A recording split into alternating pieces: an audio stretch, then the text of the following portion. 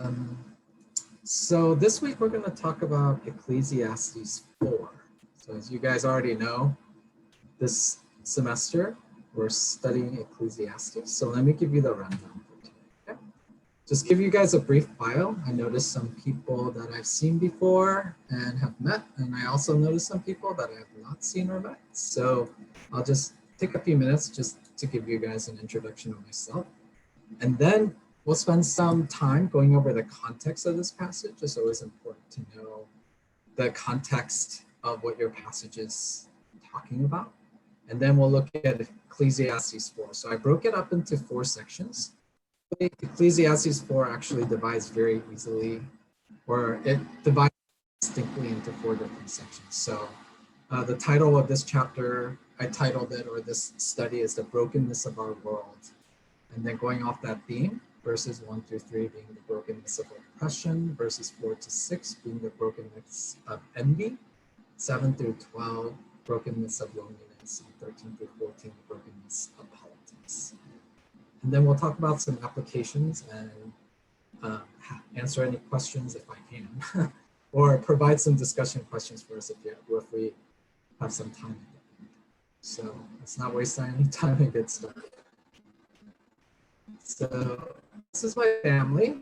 I have 4 children and a beautiful wife. So some of you know my wife. I think she's attended the women's study, so you might have met her, but this is Tammy. And we've been married for about 15 years. And I have 4 children. The middle one is Evie. She's our 13-year-old, and Caleb, he's 12. And then Chloe, she's 9, and Everett, he's 5. Well, 4, turning 5. So we been attending North Creek for about 7 to 8 years, and we serve under various capacities. I know some of you go to North Creek, so you may have seen me around. And also my connection is that to Cal is that I went to grad school there and studied structural engineering from 2005 to 2010, I believe, or 2011. Grad school kind of, if you guys have been to or are in grad school, it kind of goes on and on sometimes. So it's hard to tell when it ends, but I think it was 2011. But yeah, I got my PhD in structural engineering and did research about simulations and things like that. So it's been a while since I've been on campus, but I'm familiar with the campus, I'm familiar with the school and the area. And just have, I guess you can call it a passion for the campus and the students there to come to know Jesus Christ. So I think when I was asked to participate in this study, I was very excited to be part of that in a small way. So let's get started. So what does Ecclesiastes 4 really talk about, and what context does it fall under? And I think you went over Ecclesiastes 3 last week. And I don't know if you covered it or not, but Ecclesiastes 3 really starts the second section of Ecclesiastes. So chapter 4 is actually right there in the middle of the second section of Ecclesiastes. And Ecclesiastes, we can really divide by these refrains. So if you know music, you know about the refrains that divide up the different verses, right? Like you sing a verse of the song and there's usually a refrain. You sing another verse, there's a refrain. It kind of sections off your song. In the same way, this book, you can envision these as kind of sectioning off each section. So 224 ends with this refrain: there's nothing better for a person than what he should eat and drink and find enjoyment in his toil. This also I saw is from the hand of God. So just a quick tidbit here is that all my verses are going to be in ESV. So if you're following along and it doesn't quite look right and you're using another translation, that's why. And then if we go to the end of chapter 5, this is the refrain: behold, what I have seen to be good and fitting is to eat and drink and find enjoyment in all the toil with which one toils under the sun the few days of his life that God has given him, for this is his lot. And the third section of Ecclesiastes chapter 8 ends with this. verse 15, it says, and I command joy for men, for man has nothing better under the sun but to eat and drink and be joyful, for this will go with him in his toil through the days of his life that God has given him under the sun. So if you look at these three refrains, they're virtually identical, right? They're talking about this world and how we are to enjoy this world. A lot of times when people study Ecclesiastes, they think it's about nothing, or it's about, it's very negative, or that it's about nihilism, where it's just, you're talking about nothing, the emptiness of life. But actually, if you read it closely and you look at these sections, this is really one of the main themes, is that Solomon is trying through this book to teach people how to enjoy life in the midst of the sin, cursed, fallen, broken world. And he's teaching them through these different sections how to best enjoy life. If you just look at these verses, though, you may think this is a very kind of what you can call worldly verse. It's very focused on this world. And it seems like it's a very, what some commentators call, it seems very Epicurean, where you're just trying to get the most out of this world. You've heard the phrase carpe diem, seize the day, right? And whatever you have, just take the most out of it, right? And then just enjoy it to the fullest.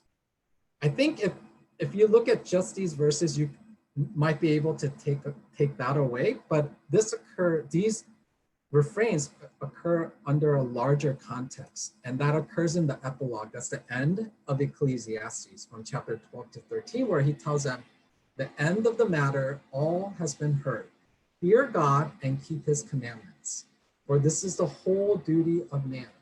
For God will bring every deed into judgment with every secret thing, whether good or evil. So under the bigger umbrella of Solomon calling people to fear God and keep his commandments, for we know that God knows everything and he will judge each of us according to our deeds, whether good or evil. Now, if you are a person who is keeping in accordance with that, then under that context, Solomon is helping you to figure out how to enjoy, how to find enjoyment in this world. So I drew a little diagram that might be helpful. So under the larger context of Ecclesiastes 12, 13 through 14, where Solomon tells them, the duty of man is to fear God and obey his commandments, because you will be judged according to your deeds. And under that, if you are keeping that as your bigger context, under that context, it's Solomon is teaching you how to enjoy life. Okay? Also, before we dive into this passage, I just want to give you a pattern that occurs over and over in each section, and then it's also going to help us to kind of understand what's going on. So each of the four sections that I showed, you're going to see an observation. So that observation is going to be, or is going to start with the phrase, I saw. So this is Solomon observing what's going on in this world. And if you studied chapter 3 last week, it also, the end of it, starting from verse 16, also follows a similar pattern. And then with that observation, Solomon gives you a proverbial wisdom or answer to his observation. And that's going to start with the phrase better than, or better is, or better was. Okay, so if we keep in mind this pattern that Solomon is using, then we'll kind of get a good it'll give us a good framework for understanding each of the sections. So let's look at the first four verses, and I summarize this as a brokenness of oppression. So I'll read that first. Then I saw all the oppressions that are done under the sun, and behold, the tears of the oppressed, and they had no one to comfort them. On the side of their oppressors, there was power, and there was no one to comfort them. And I thought the dead, who are already dead, more fortunate than the living who are still alive.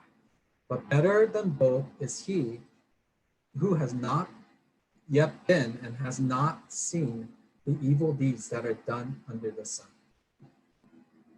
So you see that pattern that I was talking about, right? You see verse 1, Solomon says, I saw. So this is his observation. And then he gives you a proverbial answer or proverbial wisdom that goes along with it. It's better than.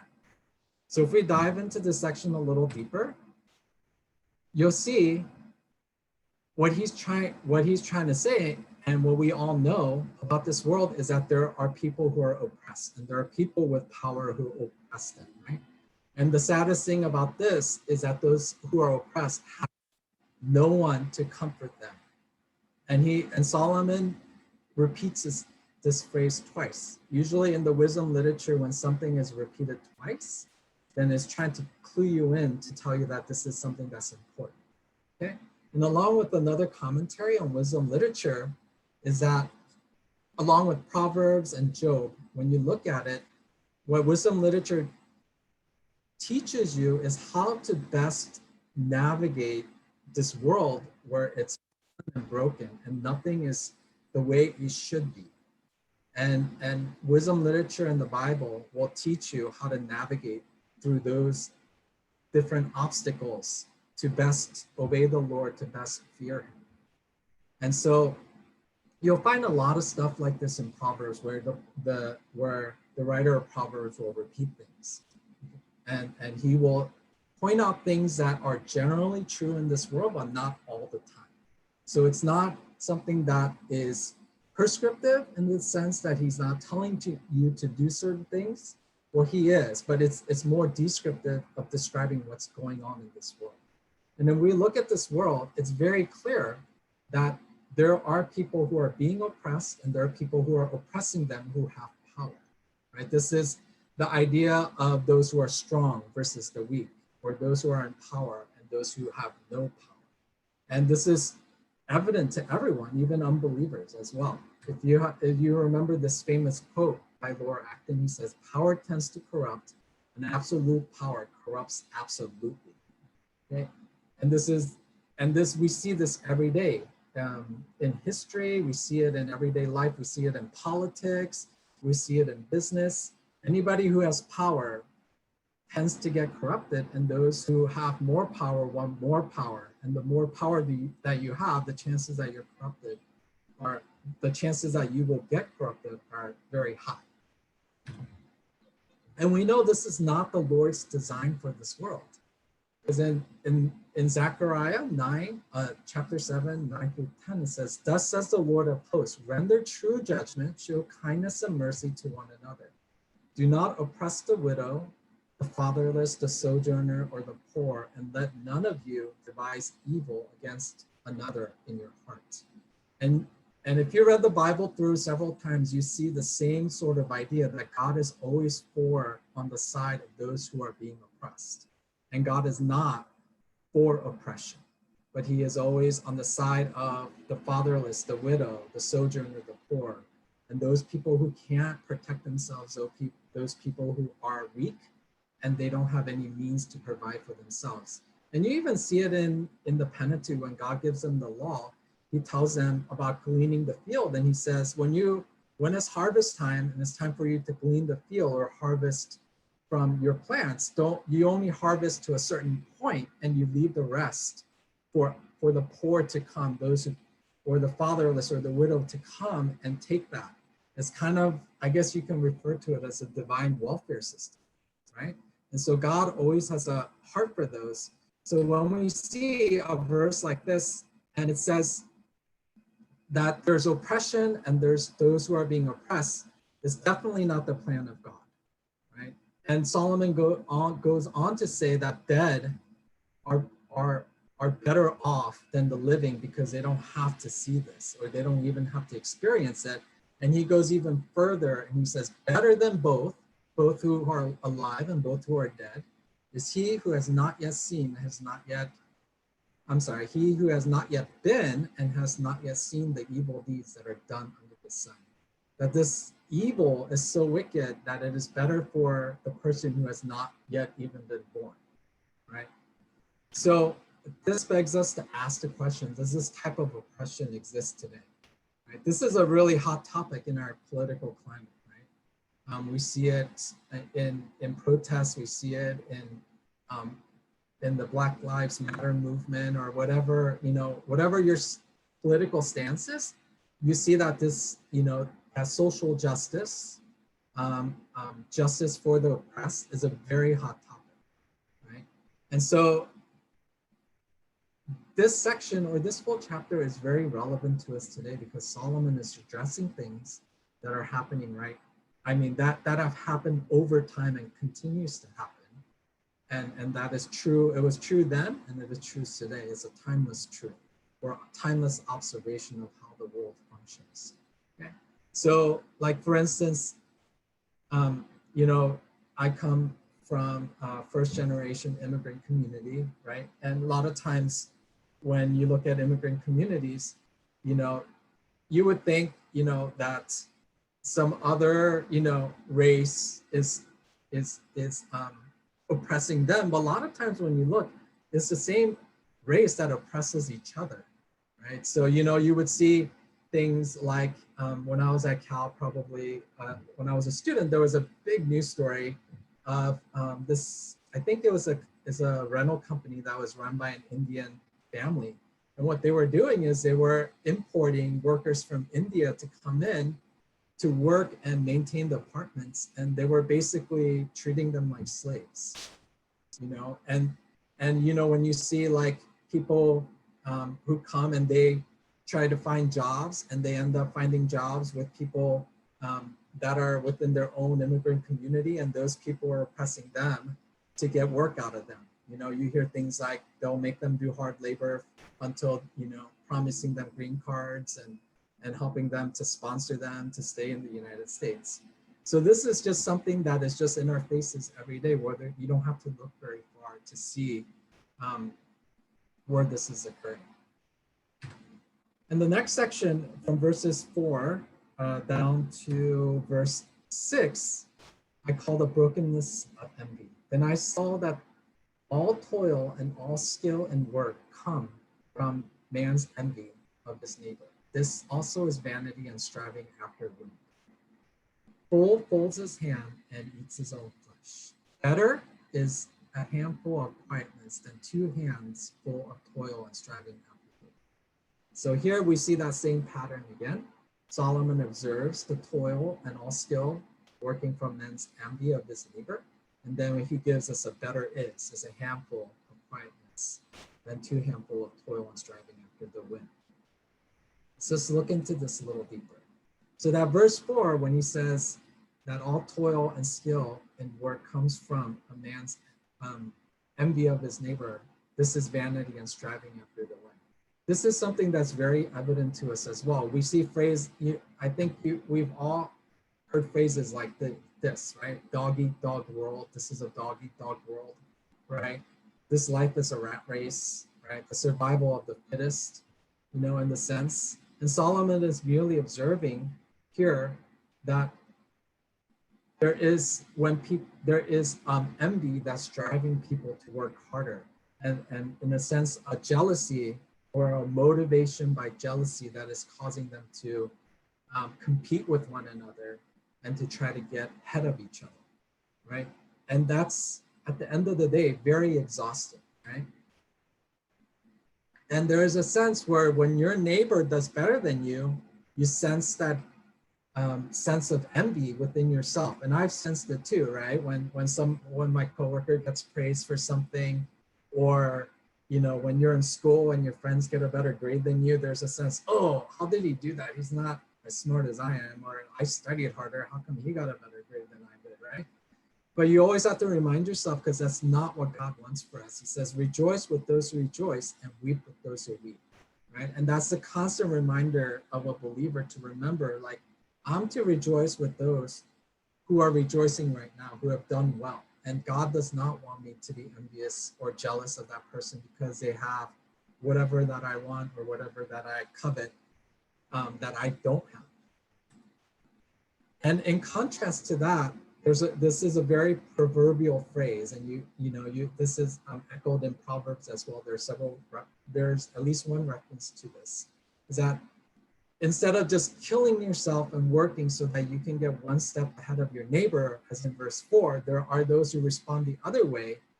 And it says, a fool folds his hand and eats his own flesh.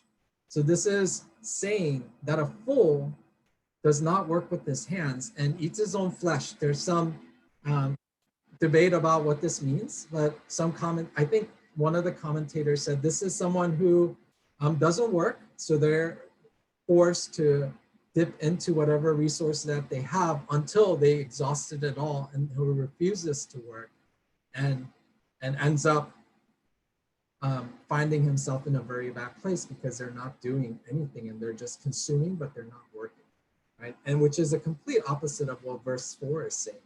And so there's usually, this type of response, right? Where like one person works super hard and all they're trying to do is just get ahead, make more money, make the next promotion. And there's a person who looks at that and thinks that's just kind of odious and says, I'm not going to work at all, right? And I don't want to participate in anything.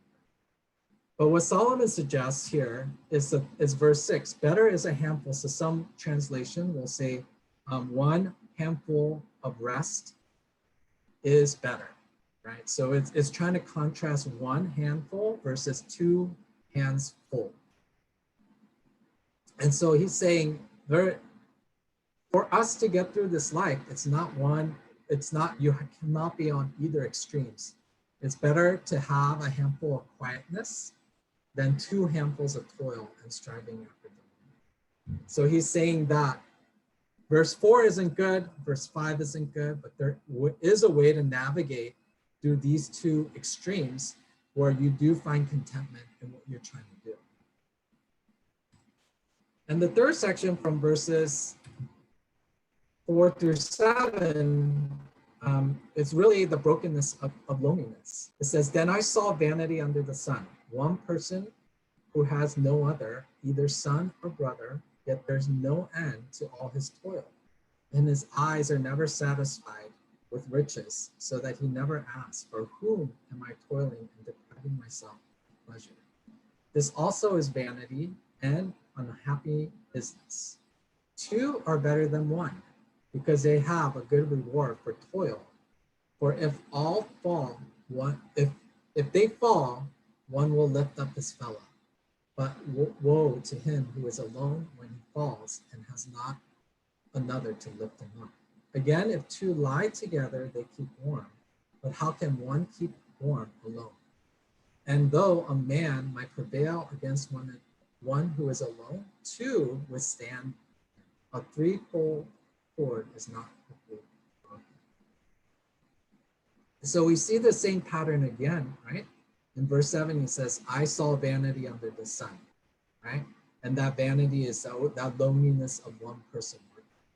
And then we see in verse 9, two are better than one. So he's going to go into proverbial wisdom to show how loneliness is not good. And having a companion in this world is much better. So verse 8 says, one person has no other, one person who has no other, either son or brother, yet there's no end to all his toil. And his eyes are never satisfied with riches, so that he never asks, for whom am I toiling and depriving myself of pleasure? This is vanity and unhappy business. Right? And we've all kind of seen people like this, people who sacrifice everything to work for what they want, right? Whether it's family or friends, but all their goal is to make money and to become rich. And along the way, they've lost all their relationship. And we've heard phrases like this, right? It's lonely at the top. Or we hear of people who achieve great success and they say at the end of the day, they're like, I'm actually very lonely, you know? Or you hear about people who gain so much, but they have no relationship, and that really causes them a lot of pain. But Solomon says two are better than one because they have a good reward for their toil. And he goes on, if you look at verse 10, is talking about a helper, and verse 11 is talking about a comforter, and verse 12 is talking about a defender. So one of the commentators said that it's not on, this could be a picture of someone during that time traveling through the wilderness. So verse 10, if they fall, perhaps fall into a ditch or have a fall during his travel, one will lift up his fellow, but woe to him who is alone when he falls. He has not another to lift him up. So this other person, the second person who's traveling, his companion, is a helper to him. And verse 11 says, again, if two lie together, they keep warm. How can one keep warm alone? So if you're traveling in the middle of nowhere and you have a companion, you have someone who can comfort you through times where, it gets really cold. Or metaphorically, you can think of someone who comes alongside of you during your tough times and helps you to get along, will comfort you through it. In verse 12, it says, and though a man might prevail against one who is alone, who will withstand him? A threefold cord is not quickly broken. So you have someone who's a defender. If you're being attacked on your travels and you're alone, you're very exposed and you have no one to protect you. But if you have someone else who can stand with you, your chances of surviving your travel is much better. And this phrase that is very well known, a threefold cord is not quickly broken. So this is another tool that's used a lot in wisdom literature. They'll talk about two, they'll say things like two, no three. Or if you read through Proverbs, you'll say there are four wonderful things, no five, right? It's trying to show the completeness or the fullness of what the author is trying to say. And so this, obviously, we're not traveling through the wilderness, but we are traveling through, as cheesy as it sounds, we're traveling through life. And it's much easier to go through life with friends, with companions, than it is to go through life alone. And loneliness, we've all felt that, right? We've all felt lonely and how awful that feels. And what Solomon is trying to say in this world, that if you have a companion, you're much better off. You have someone who can help you, you have someone who can comfort you, and you have someone who can protect you or defend you in time of need, and you can do that for someone else. And the third section that Solomon, the fourth one, the last one, that he goes into, I label as a brokenness of peace. So this is from verses 13 to 16. It says, better was a poor and a wise youth than an old and foolish king who no longer knew how to take advice. For he went from prison to the throne, though in his own kingdom had been born before. I saw all the living who move about under the sun, along with that youth who was to stand in his place. There was no end to all the people, all of whom he led. Yet those who come later will not rejoice with him. Surely this also is vanity and striving after the wind. So there's a flip in the formula, and I'm sure you guys have noticed that he starts with the proverbial saying, better was, and then he goes into observation. I saw all living. So he says, better was a poor and wise youth than an old and foolish king who no longer knew how to take advice.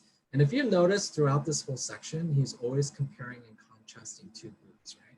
You have people who are the oppressor and you have the people who are being oppressed. Or even in that section, you have a two group of people who are dead and alive and people who were never born, right? And then you have the people who work like crazy and kill themselves, and you have the fool who doesn't work at all. And then in the last section, we saw a lonely person versus someone who has a companion, right? Here we see the contrast of two.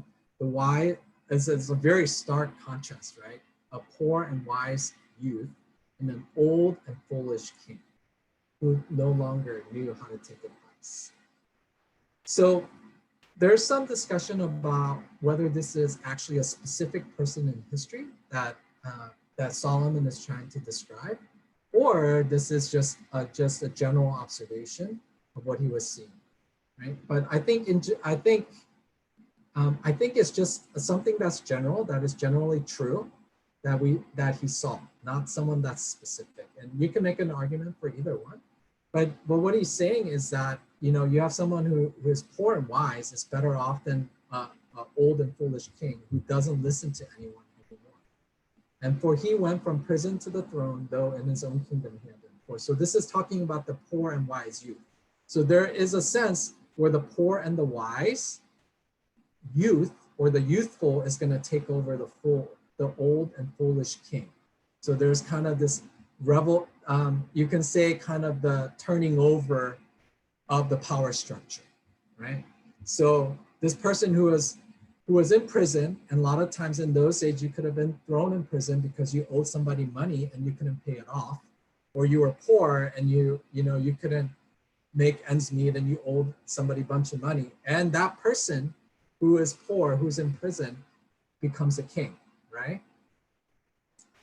And so he says, I saw all living who move about under the sun, along with the youth who was to stand in the king's place. So this is talking about that person who comes up and becomes a king.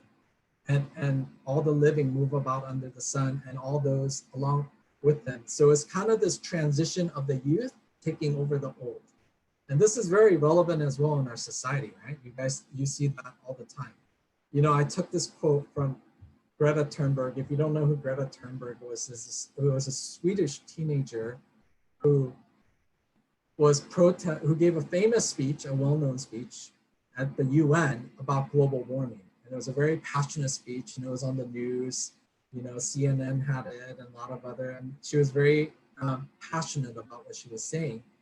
And she went off on this adventure to sail from Sweden, I think was where she was from. And she's very wealthy, I think her family is wealthy. And she had the means to sail from Sweden to New York to give her speech at the UN.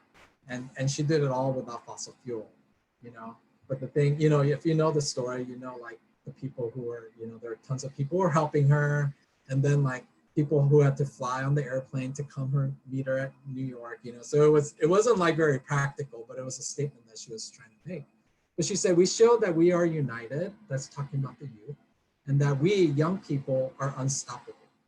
And this is a very common, you know, thing that we see in our broken world, where the youth have the passion and the vigor to make change in this world. And the old people, or the people who are in the establishment or in power, have that status quo and they're stagnant, right? And that passion of the youth usually turns over the government. So it says there's no end of all the people, all whom he led. This is a young king that came to power. Yet those who came later will not rejoice in him. Surely this also is vanity and striving. And what they fail to recognize is that when they take over, they also become old and established, right? And there's another youthful group that will come up and displace them. And whatever that thing is, it's vanity and striving after the wind. And that's also a phrase that's used repeatedly, at least in the last three sections. And it's certainly implied in the first section, right? That this is all vanity. And I think that's something, I'm assuming that you guys covered that when you talked about vanity of vanity in chapter 1, you know, but that could have multiple meaning. It could mean temporary, it could mean futile, it could mean, temporary and futile, right? So it's this constant turning over, yet there's no actual utopia being achieved.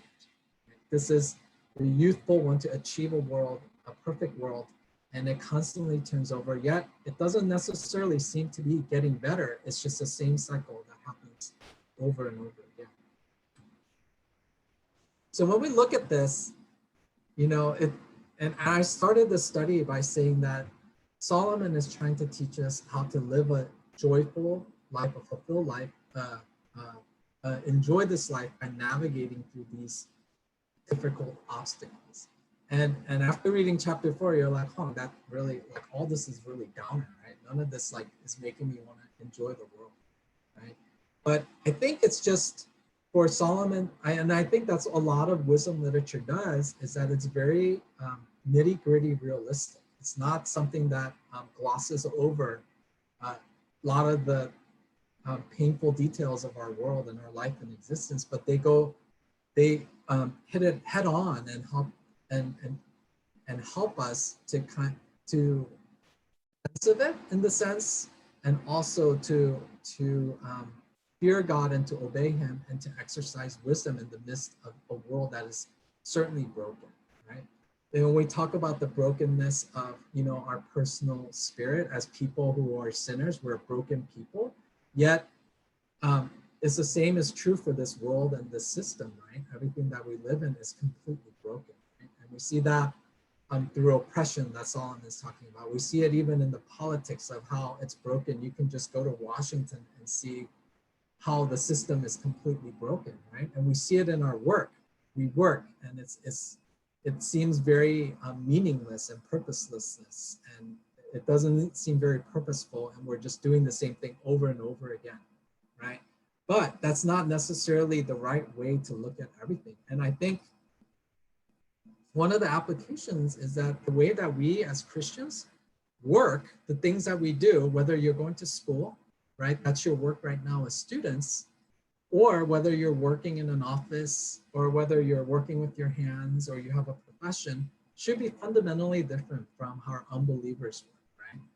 So if we look at this, if we examine our work, the brokenness of oppression, and we look at, is our work of high moral quality? Are we doing something that is immoral, where we're part of a company, or we're part of a system that's oppressing the poor, right? Christians should not participate in that kind of work, right? What is our motivation for working? And we saw in the second section, the brokenness of envy, where for these people, it was envy that was fueling and motivating them, right? But for us, what should be our motivation, right? Our motivation should fundamentally be different than envy, right? What fuels us to go? And what gives us continual strength that doesn't exhaust us, right? And then if you look at the brokenness of loneliness, it's in a sense a purposelessness for your work. When you think about when you're working for yourself, what purpose are you working for? Are you fundamentally just working for riches, which this section talks about is vanity, right? It's going to vanish. When you die, you don't take anything with you. When you die, whatever thing that you have earned in this world, it stays here. Especially if you're by yourself, you don't have anyone to give that to, right? Whatever you earned, it just goes to other people that you're not related to, people that you don't even know, right? And so there's a sense of purposelessness, but as believers, we are very purposeful in the way that we work. And then the brokenness of politics, I see that as the insufficiency of this worldly system. And the way that we work is totally sufficient. God has given us a purpose and a reason to work.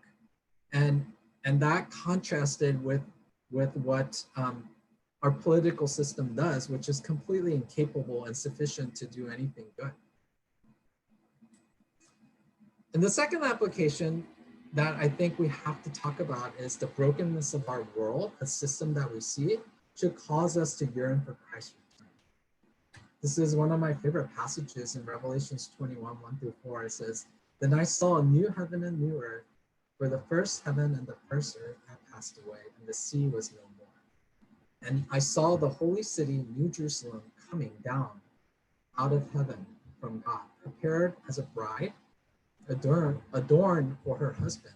And I heard a loud voice from the throne saying, Behold, the dwelling place of God is with man, and he will dwell with them, and they will be his people. And God himself will be with them as their God. He will wipe away every tear from their eyes, and death shall be no more. Neither shall there be mourning, nor crying, nor pain anymore, for the former things have passed away." So we look forward as part of the gospel is the return of Christ as our King, and that he will set up a new kingdom on this earth. And along with that new kingdom, he's going to make right everything that is wrong. So everything that is wrong with oppression, everything that is wrong with work, everything that is wrong with this political system, when Christ returns, he will transform all those things and change them into the way that they were meant to be, as God designed them to be before the world fell into sin. And when we look at all the evils of this world, and when we try to process what's going on, we always want to have that hope. Though we may have some helping hand in making those things right, whether you serve in a mercy ministry, or you serve to help someone else who's in need, or you serve to help those who are being oppressed. All those things point to this ultimate goal, that Christ one day will return. And our hope is that he will come back, and every wrong, every tear and he will wipe every tear from their eyes. There shall be no mourning, no crying, no pain anymore. And that death will be no more. And that is our ultimate hope. And that is what this section, I believe, is driving us to that point and driving us to more and more in our Lord Jesus Christ and his return. And with all that, I mentioned how this section, the second section, ends with this refrain from 5:18. But I want to go a little deeper to give you another application. It says, behold, what I have seen to be good and fitting is to eat and drink and find enjoyment in all the toil with which one toils under the sun the few days of his life that God has given him. For this is his lot. Right? This is what God has provided for that person. This is his lot. And then verse 19 actually goes on to say, everyone to whom God has given wealth and possession and power to enjoy them and to accept his lot and rejoice in his toil, this is the gift of God. For us to be able to enjoy this life is a gift from God. It's something that God has provided. It is his plan for us. God doesn't want us to be miserable Christians, right? He didn't save us in this world to go through a life of pain and misery. Certainly, being a Christian means that you will be persecuted, right? And you're gonna face hard time. But God, along with that, God also is giving us a gift of being able to enjoy this life. And he provides a way for that. Through Ecclesiastes, he's showing us how we can navigate through these difficult circumstances to be able to enjoy whatever lot that God has given us in this world, and to be able to enjoy those things. And you see this phrase under the sun, right? Over and over again. So there are handful of phrases that are repeated over and over again in Ecclesiastes. And under the sun is another phrase, literally meaning what is in this world, right? Under the sun, what we have in this temporal life, right? God has given us to enjoy. And in verse 24, he will not much remember the days of his life because God keeps him occupied with joy in his heart. And that's God's heart for us, is that he wants us to enjoy this life and the gift that he has given to us in this world. So I want to open it up for some questions, or I have questions of my own. If you guys don't have questions, then I have brought some discussion questions. So yeah, do you guys have any questions about what I talked about? You guys, I remember last year when I came, you had a lot of questions. So, so I'm assuming that I don't know if things have changed or not. So, virtual questions now, I guess. yeah. Yeah. I did have one, just on like a more full understanding of 4 to 6, and how like 4 to 5 kind of preface the concept, or like the context of 6, right? It's saying, okay, too much work, only working, that's like after wind. Not working at all, you're gonna like eat yourself out of like necessity. And then but like when it's saying like better a handful of quietness, like that almost sounds to me like 5, like doing nothing, like quietness, like but you're saying it's like a medium, like can you elaborate more on that? Yeah. Let me see here. Let me see if I'm able to. Give me a second. So what was helpful, and I'm trying to understand what he was saying, The 13 is looking at the NASB.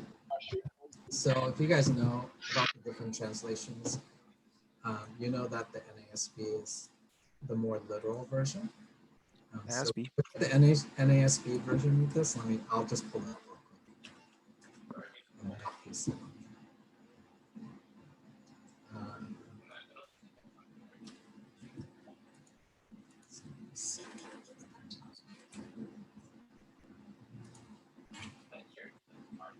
And I'll just paste it under here and maybe we can see.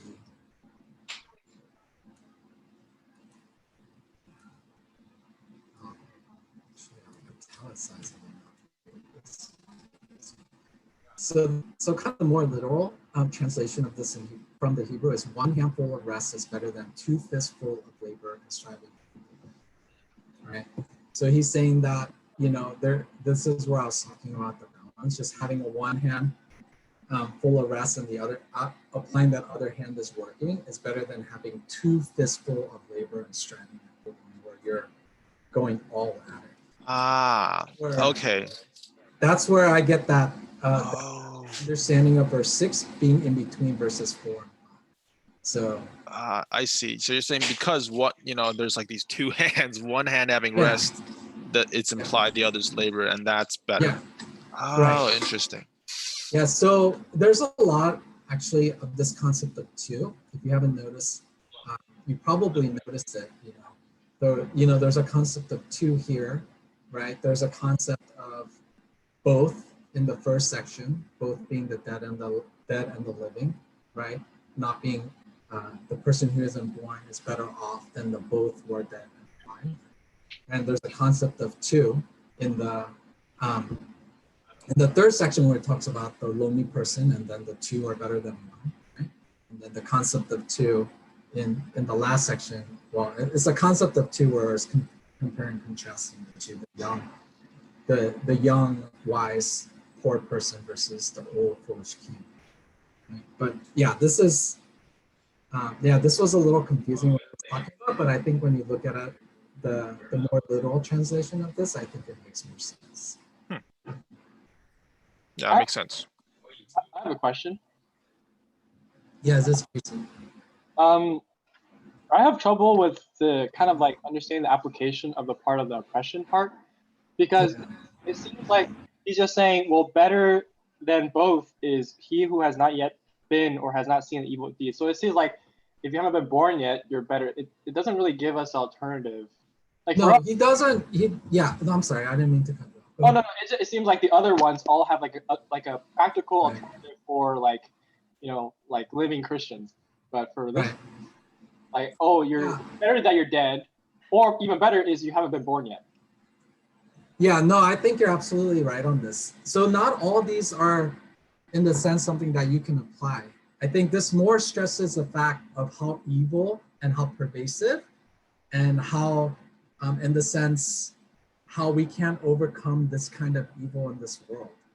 And I think that's more of what it's pointing to.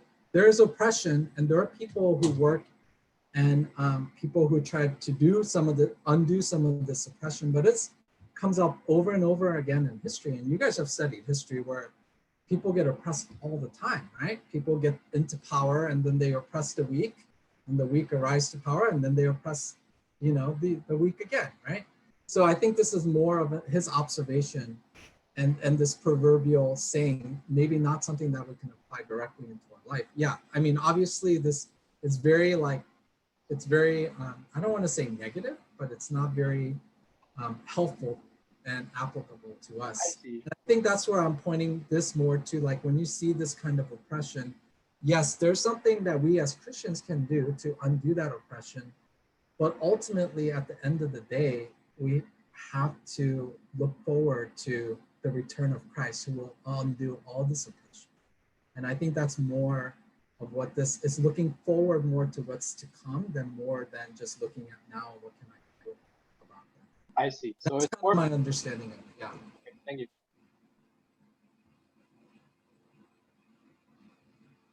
Any other questions?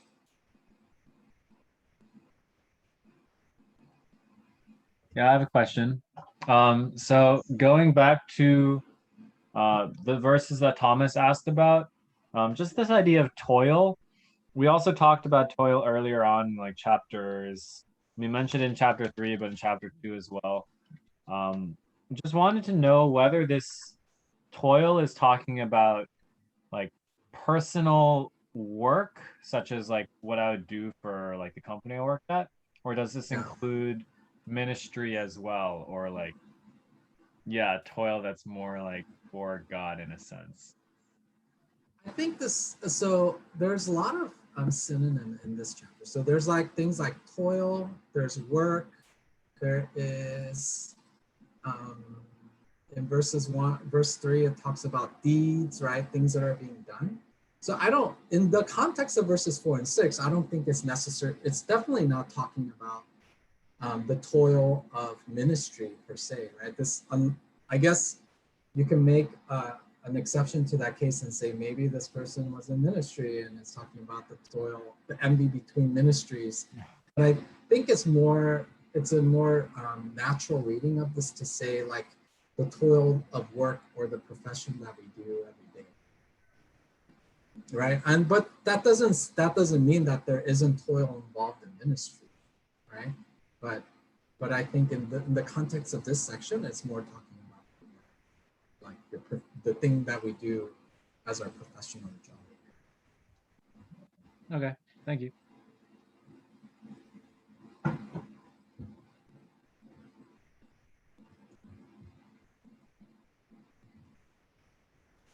I think it's kind of interesting, like from that point as well, like the toil and work, it's stemming out of like envy of his neighbor. Hopefully, we're not doing ministry out of envy. That's Yeah, you don't want to, but that's not uncommon though. Like, oh yeah, talk about like, hey, how big is your church, right? And how big is your church? And so I think it's something that's kind of natural to us to compare ourselves to other people and just want to one up one another if we're not careful and watching our motives. So, yeah, you hear about stuff like that. So. Wasn't it that one verse where like Paul was like his brother, like he was saying that some of the brothers in Christ were rejoicing that he was in prison because they got to step up or something like that, right? Yeah. I forgot what it was. Yeah, even like Paul talks about that, but at the end he does talk about like, hey, I don't care because gospel is being preached. Yeah, Exactly. That's the other focus of like, hey, whatever means these motivation, these people. I think it's in Philippians where he's talking about whatever these people's motivations are about why they're preaching the gospel. I'm just glad that gospel is going on and it's being preached. God uses everything. That's great. Yeah. And I think that's, it's just a really, time and again, I'm really amazed by how God takes things that are broken and then he makes them whole. Right? Even with our lives, where our lives were broken, and he's in the process of making our lives whole and redeeming us. I mean, there's that initial redemption when we come to Christ, but there's that, progressive sanctification where God is making us more and more into his image. Or God, everybody, knows like Romans 8:20, it talks about, how for all things work together for the good of those who love him, right? Where God is taking things that are, evil and messed up in this world, but he somehow takes that and he redeems it and he works it together for the good of his people. And we see that time and again throughout the Bible. We see it in Joseph's life where he tells us, bro, you meant it for evil, but God meant it for good. And God used that to bring his whole family into Egypt and save them from the famine that was occurring in the land. So, when you look for that in the Bible, you're always just like, oh, wow, what an awesome God we serve, who's able to take something that's broken and useless and make it into something that is whole and complete. Hey, Hong, Yeah. I had a question. Mm-hmm. So basically, wait one sec. We're having an echo because we're in the same room. Yeah, there's Wait, can you hear me now? Yeah, that's much better. Yeah. So you talked about verse 18 in chapter 5. It says, moreover, when God gives someone wealth and possessions, the ability to enjoy them and to accept them as a gift of God. Yeah. How do you think that compares with like in John when Jesus tells like the rich young man to go sell all his possessions? And would you say that it's like a case by case basis, or does it go with the theme of everything in moderation, like the earlier things that you mentioned? Not necessarily. I think so. I spent some time beginning the study talking about this context. Mm-hmm. I think all that, if you look at Ecclesiastes, these three refrains here, which are literally, ideologically, thematically, they're identical, right? They're all talking about enjoying this world and finding joy in this world. But that's all under the epilogue, which talks about how, encompassing all of that, the overruling idea, or can't think of the word. The overarching theme here is to fear God and keep his commandments. For this is the whole duty of man, for God will bring every deed into judgment with every secret thing, whether good or evil. so under that whole context, if you are someone who is doing this, if you're someone who fears God and you're walking according to his commandments, and you realize that everything that you're doing is under judgment, in the sense, not like judgment in the sense of condemnation, but Revelations talks about how we will be judged according to our deeds. Even believers will be judged, and there will be there's a system of reward that will be given out for those believers. And so if you are someone who is living according to that, then you're able to do this under that context, under those constraints, I guess you could say, right? So you're looking at the larger idea. So for instance, for that person who's a rich young ruler, I mean, that's Jesus, right? So he knows the heart of that man. And I don't believe that, that person was inside and living according to Ecclesiastes 12:13-14. And hence, so whatever he's doing to enjoy this world, his riches, it's outside the larger context of fearing God and following his commandments, right? And so that's where I would say, like, yeah, we have to understand that God wants us to enjoy this world, but there are constraints in the things that we can do. Like, people can enjoy the world by, doing a bunch of drugs and like drinking and going out and doing crazy things, but that doesn't fall under this rubric, right? Of like fearing God and knowing that you will be judged according to your deeds. Does that answer your question? Yeah, I just had a quick follow-up. So couldn't you technically argue that, every, for example, celebrity pastor today uses, could use this passage and say, hey, I'm fearing God and keeping his commandments, so, I'm gonna make millions off of my congregation. Like, I guess, like, I know it's kind of vague, but I'm just curious because I know this is kind of a topic in today's church. So I don't know. So your question is like, the person would say this, and then they would just say like, hey, I'm already doing like, do you think this applies for like people in leadership? I think so, absolutely, yeah. Yeah, I think this applies to everybody. I think, proverbial like wisdom, like in the Bible, applies to all people, right? I mean, it's just very general. And so it's not to specific people. I mean, there's some proverbs that might apply to specific people. Yeah. But, in general, it's applying to the wider audience of everybody. I see. Okay. So, yeah, I think this definitely applies to pastor for sure. I mean, they should be actually an example of this, right, for us. So they should be people who are more, having a better understanding of how to live this out. Yeah. Yeah. Okay. Thank you. No, thanks for that question.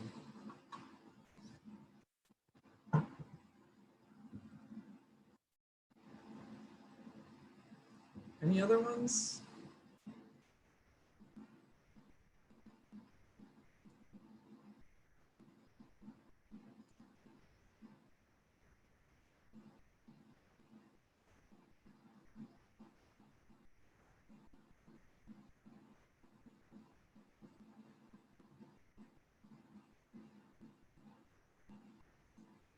So I have this question. What do you guys think about this? How does envy lead to oppression and loneliness? So this is I think this is one of the questions that I saw in the commentary that I was using that I thought was very thoughtful, and it kind of connects all the sections together.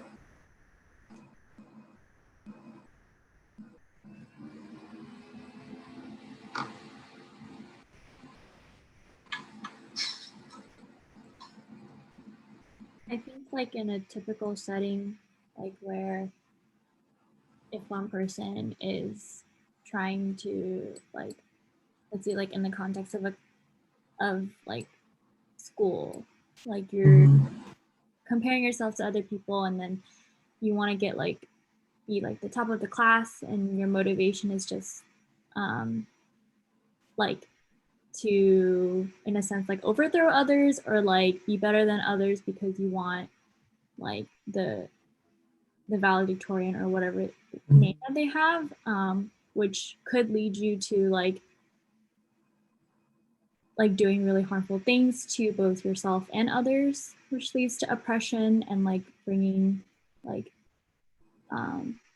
just being very unfair to other people, whether that leads you to like cheating or like trying to, I don't know, like steal someone's notebook so that they can't study, or like even in a very passive way, like ignoring relationships in your life that are really important, where you could be like a witness of Christ to them. And I think at the end of all of that, that could lead to like loneliness too. But yeah, just a very generic example.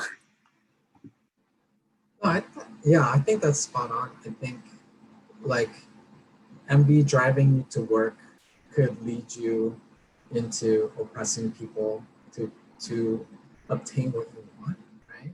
And also during that process, alienating a bunch of people and breaking relationships and not having and ultimately at the end being all by yourself. I think that's exactly what we're trying to say. Yeah. This is a very interesting question. Why do political solutions to society's problems fail? This should or do you believe that politics can solve some of our society social problems? What do you guys think about Total depravity. that? No, I mean, I think that yeah, the core root being politics doesn't solve man, right? That's like the biggest problem. Our sinful heart and nature, even in an ideal governmental setting, we'll find some way to mess it up. Yeah. We don't. I don't know what that is. I don't know how it looks like, but say it exists, we'll wreck it. It's just the desire for greed, envy, coveting neighbor's possession. That's always going to exist. So politics really, I mean, you can like have like, I'll say maybe something a little more political, but you can have like governments that are better suited for the people, sure, but it's never going to fix society. Yeah. Yeah. Any other thoughts? Yeah, I think I just echo that because like you hear a lot of current political solutions or like movements of some sort or like policies based on data of some sort. But at the end of the day, I think like society's problems isn't like the failure of government to allocate resources or like the inability for the democratic system to run efficiently or anything like that, but it's actually sin. Yeah. And we all know that like the solution to sin is Christ, and faith in Christ. And so when you look at current political solutions, like 99% of the time they don't include Christ or the gospel, or in other terms, like in other ways, like they actually try to like push Christianity down or like negate Christianity or just like they're pretty much fighting for like policies or laws that are not biblical. And so I think we're actually like moving the other way. Yeah. And so, yeah, it's quite sad now that I'm thinking about it. But yeah, I think that's also why it's like people have just put so much hope in political structures or movements to help solve these problems when they actually don't, because they're not getting at the core of the issues. Yeah. And also data can be easily manipulated and we all learn about it in like school, right? Like Yeah, in stats class for sure. yeah, learning about confidence intervals, like Yep. nope, Stats always lie. it's not absolute truth. And like Yeah. I was like an econ major, and you learn about stats and policies and how like stats are applied to policies, and it's very like clear that it doesn't work. It's not perfect. It's not a perfect system of trying to like find the truth or solve our politics. So Yeah, that's a really good point. Any other thoughts?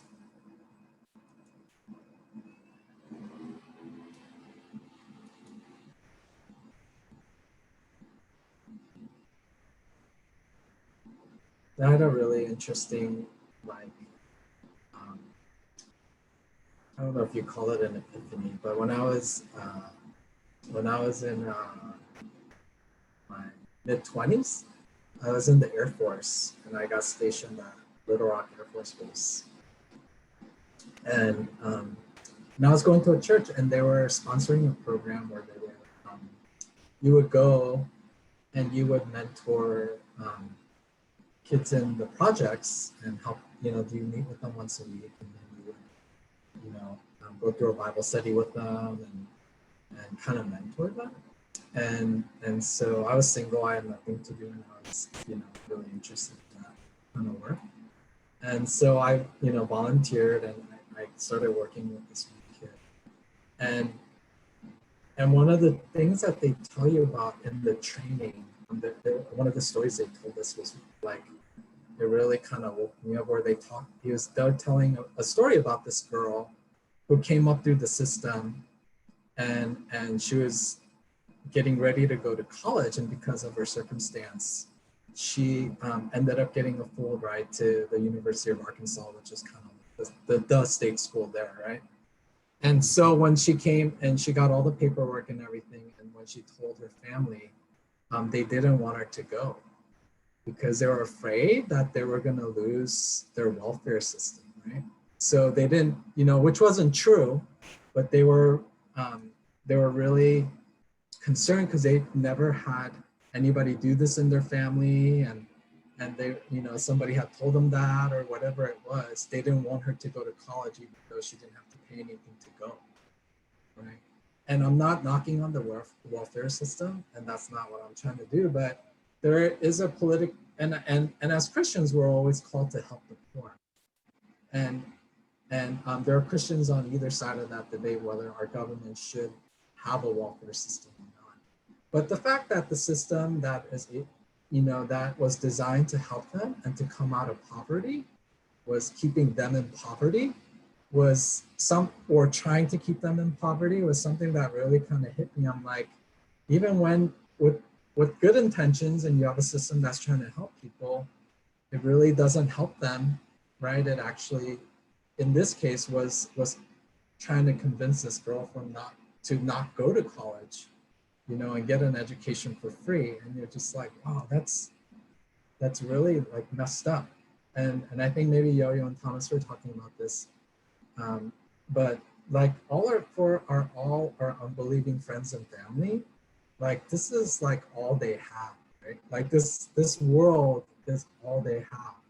And everything, that they can get from this world, they need to get out of it while they're alive, and you see, some of our friends are super, especially at Berkeley, right, are super passionate about politics and trying to find the solution to all these problems, because this is literally all they have. And we actually have a message that is not, that speaks into the fallenness of this world. Like you can have like government solutions or political solutions, but at the end of the day, if anything, just even empirical evidence, just things being tried and not working will show you like nothing works like the way that it was intended to, even if it's good intention, even if it starts out well, a lot of times it goes down, And so one of the interesting things that, like, when I was studying the book of Acts in a Bible study at our church a couple of years ago, our pastor was pointing out, if you look through the book of Acts, like the last third of the book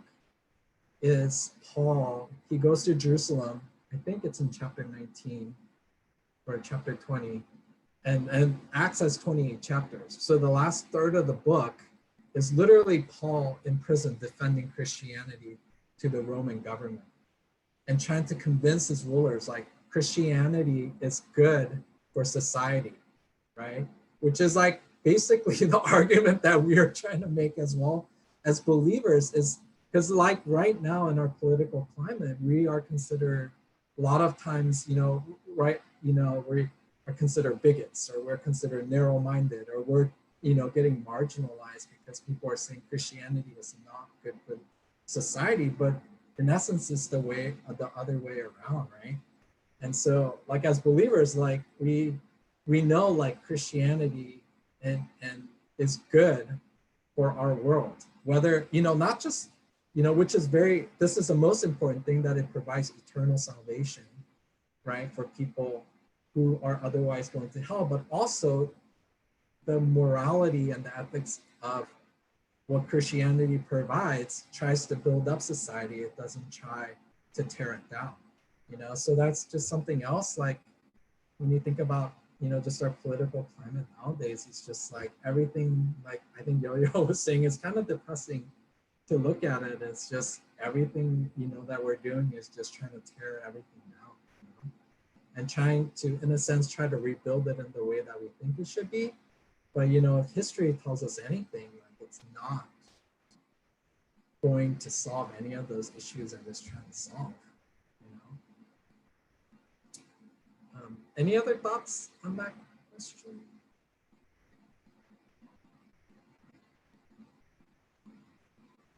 I have one more. How long do you guys go to? Actually, I don't want to it's actually at 8 I think we can probably do one question. That's fine. I think we're good. Go for it. Yeah, and this might be a quick one. But what do you guys think the oppressed people are so hopeless and helpless?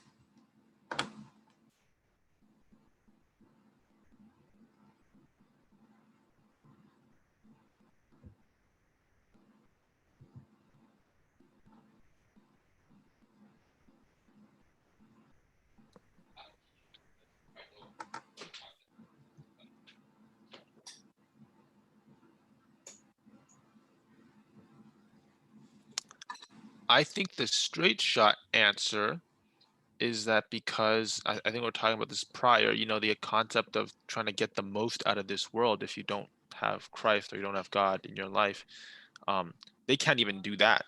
I think the concept of the oppressed being like hopeless and helpless is that if they don't have God in their life, like the world really is a terrible place to be in.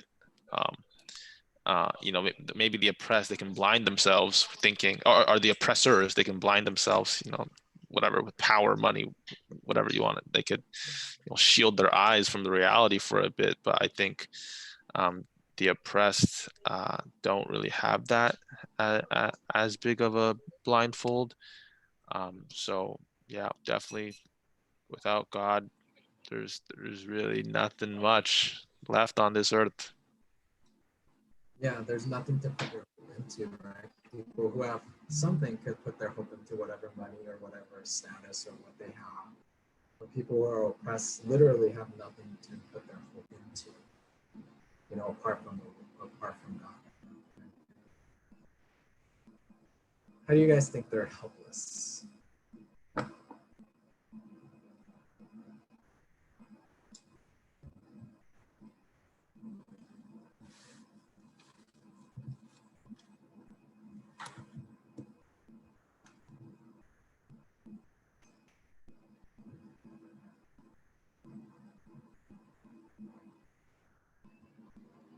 Any other takers?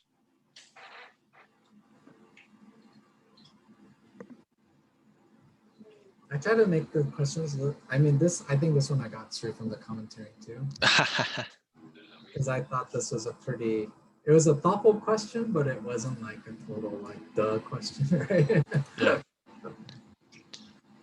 It's a reflective question.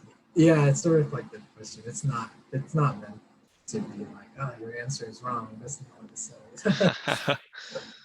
Gotcha. It's just to get you guys thinking a little bit. So.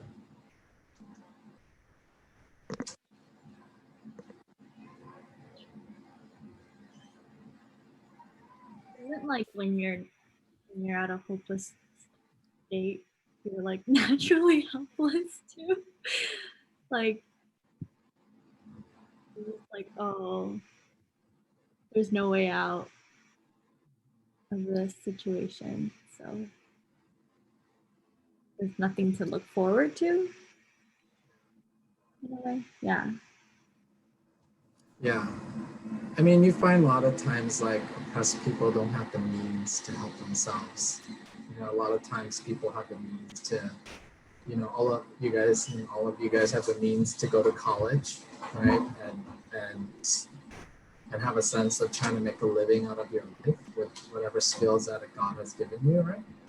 And you live in a fairly free society where you're able to do that. You know, even if you don't have money, you can take a loan out and still go to college, which there's you can make a debate about that as well. But anyway, but you have the means to do something, right? But the people who are truly oppressed, they actually, you know, if you think about in the Old Testament, like a widow or an orphan, they don't have, you know, it's a patriarchal society. So if they don't have a husband or a father to protect and take care of them, they're literally, you know, exposed, and they're literally, what would you call it? They're help. I mean, they're helpless, right? They have no means to help themselves, and they need someone to come along and help them. That, you know, that's where Solomon talks about, like, these people have no comforters, no one to come along to comfort them in this time. So, Yeah, it's kind of like what Thomas is saying. Like the rich have kind of the blindfold to rely on other things that they can have hope on. So like helpless, like you're saying, they don't have things that they can put all their that they can help themselves out to think that they're doing well, that they're okay. yeah, and I guess you can see it like in a way where, like, the oppressed, they may be in a better spiritual condition in the sense where, like, all they have is to cry out to God, right? They don't have anywhere else to go, right? All they have is to go to the Lord. And so, you know, but that is actually the spiritual condition of all of us. We're like all broken, and we're like literally helpless, right? To save ourselves. And all we have is to go to the Lord and seek him. And that's our spiritual reality, but I think in the sense, like, oppressed people have that physical reality as well that's kind of connected to what's going on spiritually too. So yeah, but I mean, yeah, I'll just end it there.